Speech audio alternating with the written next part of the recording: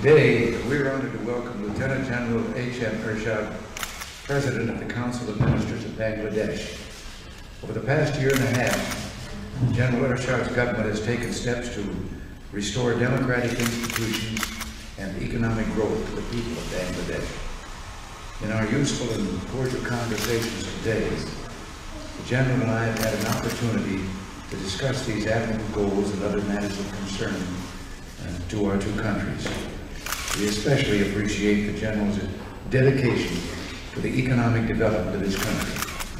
The self-help reforms which his government has put in place reflect this commitment to reinvigorate development and better the lives of the Bangladesh people. General Ershad's government understands the vital role of private enterprise. Change is taking place to attract private investment to the opportunities available in that deserving country. The United States is proud of its long association and support for the people of Bangladesh. Today, we pledge our continued support. We look forward to further cooperation between our two governments as Bangladesh seeks to overcome problems of hunger, overpopulation, and poverty. In the political realm, the General has now set in motion a process designed to build a broad base of popular support for economic and social development in his country. We endorse this goal since we believe that long-term political stability can be achieved only through representative government. Lastly, the United States wishes to applaud Bangladesh, a member of the non-aligned movement, for its constructive approach to issues of regional and global concern. To cite only a few examples, Bangladesh clearly manifested its courage and resolve in its unswerving responses to aggression in Afghanistan and Kampuchea. It also took the lead in establishing the South Asian Regional Cooperation Organization, a body designed to build a more prosperous and stable region for the people of South Asia. Bangladesh's foreign policy has exhibited an activism, moderation, and force of moral conviction which has earned the respect of the world. General Ershad, we hope that the remainder of your visit to this country will be pleasant, and we're happy to have had you with us.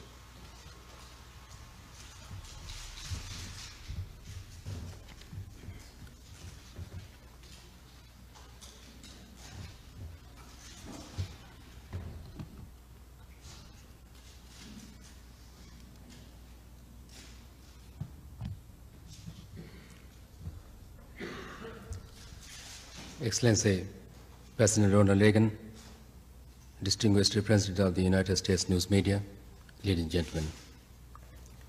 It is both a great privilege and pleasure for my wife and myself, and for the members of my delegation, to be in the United States of America.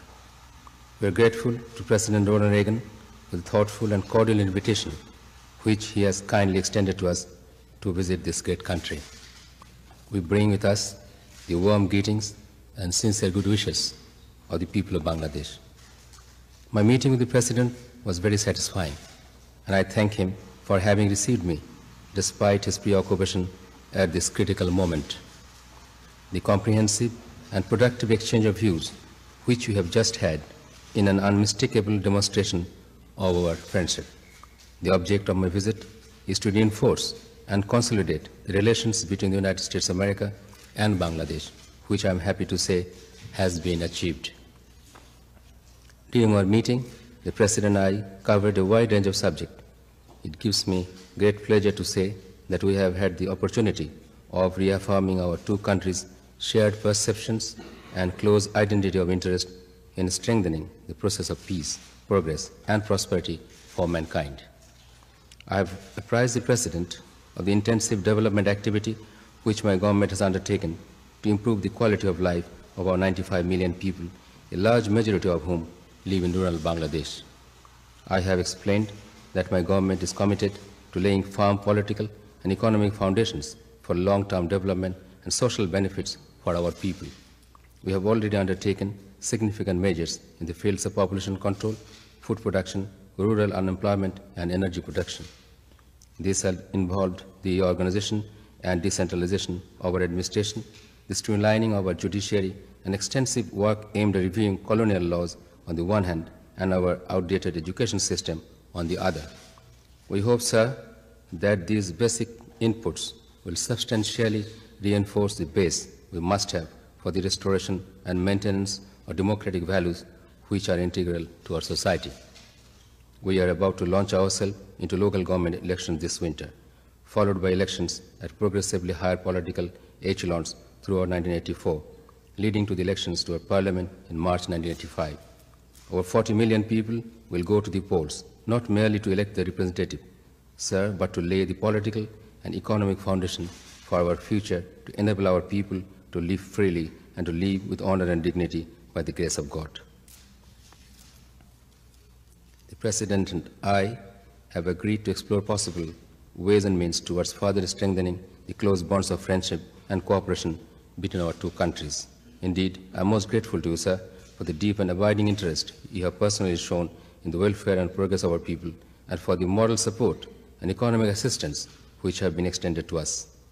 As members of the Organization Islamic Conference, the Non-Aligned Movement, and the Commonwealth, and till recently as chairman of the Group 77, Bangladesh firmly believes that the current international economic situation needs the closest vigilance by the whole community of nations, recognizing that interdependability is indispensable as a way of life in the day and age. The role of the United States is a crucial and critical one in this regard. It is indeed a matter of great satisfaction that the President and I, in discussing these issues, fully agreed that global peace and stability is closely interlinked with the need to restore confidence in the current economic climate in both developing and developed countries. We in Bangladesh deeply appreciate the important and vital role of the United States in upholding the principles of maintaining peace and stability in the world as enshrined in the Charter of the United Nations, and warmly welcome your recent reassuring statement in the United Nations General Assembly in this regard.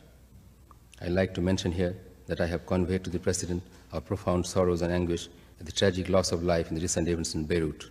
We share your grief, and on behalf of my government and people, I extend our heartfelt condolences to the families of the deceased. My wife and I have been deeply touched by the overwhelming hospitality extended to us and the members of our delegation. Our stay in the U.S. capital, the beautiful city of Washington, though short, has been most pleasant and rewarding. I have no doubt that I speak on behalf of all of us when I say that we shall treasure these happy moments and cherish the memory of your warm friendship. During our meeting, I have extended our most cordial invitation to the President to pay a state visit to Bangladesh as early as is convenient.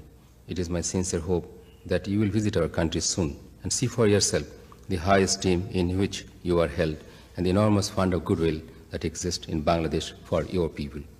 Mr. President, I wish you good health, happiness, long life, and every success.